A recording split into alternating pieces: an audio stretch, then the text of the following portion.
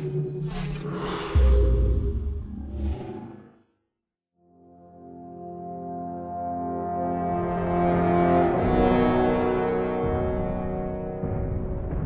map pack in some ways is one of our first full direct Halo game projects. We started thinking about what do we want to do for map packs, when do we want to do them. We definitely wanted to pay full service to the universe created in Reach.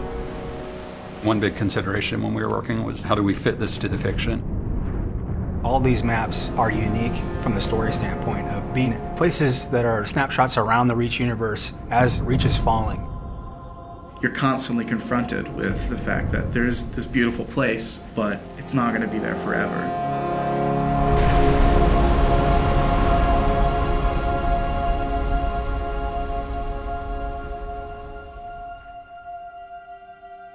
Coming up with the sort of spectrum for a map pack is a really straightforward business and at a very high level. You just say, what do we already have and what do we need to kind of flesh things out?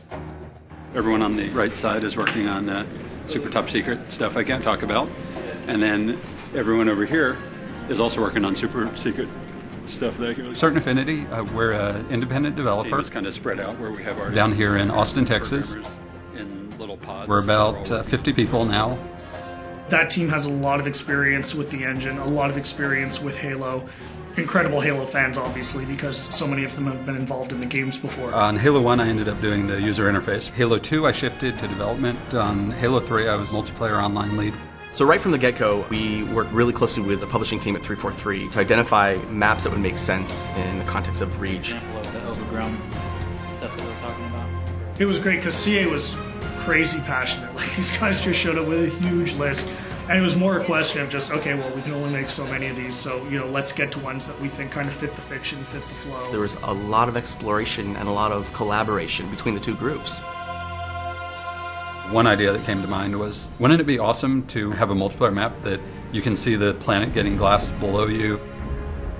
Condemned takes place high above Reach on a space station, somewhat decimated by Covenant attack. So when we started Condemned, we wanted to make a map that was really fun for close range, but still had some long range sniping stuff in it. We're looking at Lockout specifically. What are some of the characteristics about Lockout that we think are so fun, and how can we take some of those and do them in a completely new map? Something that really pulls infantry together in a really tight environment. It is a circular map. You know, how do we prevent people from just getting in this habit of going in a circle and never meeting each other? The low grab center, which we experimented with a couple different ideas on. Starting this one spot where no matter where you are on the map, you can always get to the action quickly, or you can always get across the map quickly. It does change your gameplay style and things you need to do. And you're kind of a sitting duck when you're sitting out there in low gravity, floating around. I remember at one point there was a giant energy beam that would come down, and if you were standing on that center platform at the wrong time, you would get blasted to smithereens. It was just encouraging people not to go into the center of the map, which is the exact opposite of what we wanted to do, so we just removed it. The earliest stages of the art pass were dark and much more creepy. If it's dark and industrial, it's really easy to get lost. So over the course of development, we decided to brighten this space more. And make it still retain a lot of the character we originally wanted, but to make it work. On a really tight map like Condemned, it's critical that the player is able to orient themselves. It actually came down to a lot of art coming in and helping us out and doing color-coded rooms. In the comm room, there's actually a big hologram establishing where it's been damaged and that it had been abandoned. Thinking about it like a facility that you would be in, you know, what kind of signage would be around that would help you navigate an airport or a hospital or a military base. One of the effects which we iterated on the most was the shield door effect. We couldn't make it look like a shield from any other shield effect that you have in Halo because that would communicate a certain functionality.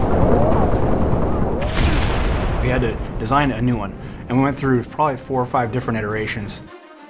Some were way too strong and way too distorted because people want to be able to stand and shoot through the reactor core, and so we couldn't do anything that would really obstruct the view. I think it's going to be really fun when people play it the first time and they think they can go their old camping routines with the shield door and they just get a sticky grenade right in their face and they're going to drop it. At the end, I feel like we have a map which has a lot of mood in each of the spaces and really feels unique, not just in and of itself, but to the rest of all the maps that are within the Halo franchise. We're looking at the story and the fiction, and we really want all of our maps to be set in very distinct locales. Highlands is a military training preserve where certainly Spartans did some training. You have the guard tower in the middle, judging the war games. The Pelican crash landed that had a bunch of Spartan 2s on it. The Covenant coming in and glassing the entire planet. The lighting for Highlands was really based around the idea of a forest fire. The closest thing we could come up with to glassing, nearby glassing. In some of the original concepts that we did, we were really going for more of an abandoned training facility. We had vines growing up, the buildings, and lots of overgrown foliage. Originally the waterfall, which comes down through the middle of the map, flowed over and actually kind of hid the gully where the ghost is in there. While it's very interesting to do that kind of work, it doesn't really line up with the Halo aesthetic. Sometimes it's really good to just go back to a really simple shape and just get players meeting as fast as possible. From the ground up, we wanted to make a giant expanse with bases in it and vehicles in it. What's the flow of the vehicles going to be? How are they going to move across the map? And then how, on top of that, are the infantry going to move? We made it big because we wanted it to be very vehicle focused. One of the reasons I think it works well as objective is you have so many different options to how to get from point A to point B. It's a weird hybrid of Blood Gulch style map kind of as a foundation, but mixed with these much more complex infantry spaces and these tighter spaces and all this verticality. But also having a variety of different locations that you can kind of hide and sneak and kind of make your way through the map and hopefully find the other person before they see you in the sights. Definitely speaks to the Halo of yore.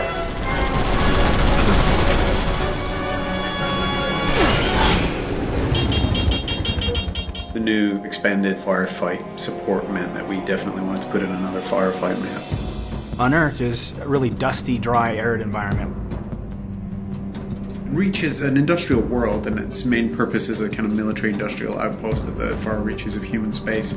It's quiet. You can see the tire tracks on the ground where there's been human activity, but it's gone. It's a ghost town. It's a ghost world.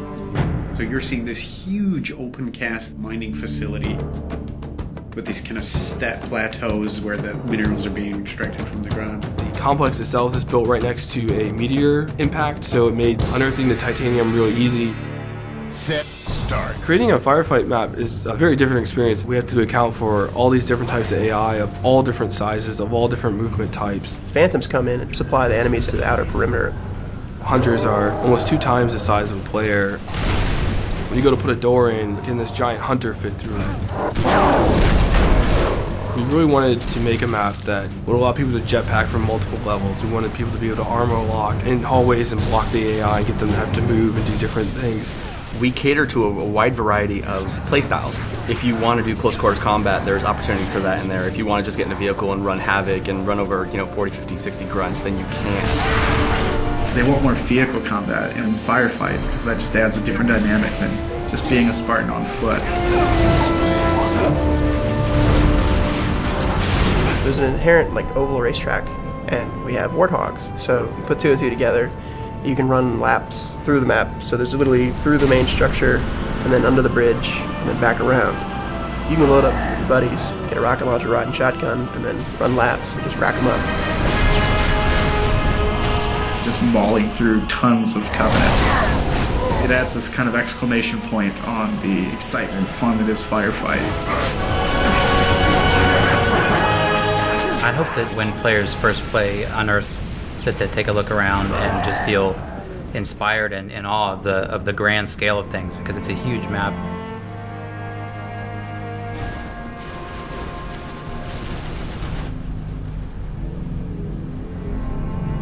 Unearthed is the calm before the storm. Highlands is the storm itself, with all the Covenant ships and the glassing that's happening right there on your doorstep.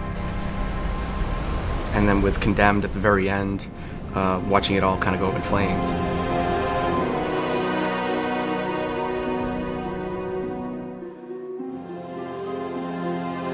This is really something being created by 343 and CA and just being created by a bunch of diehard Halo fans. This is our core business. This is all we're doing from now on is Halo games and Halo support and Halo maps. We have resources, we have people, and we're going to throw those people and those resources and that talent and that effort to the Halo franchise, and it's a huge responsibility. People should understand that we understand that and we respect that, and we're going to do everything that we can. The community is huge for us in helping us shape what it is that we do next. The more vocal the community is, the more they tell us what they like, the more we can make sure that we try to give them that experience.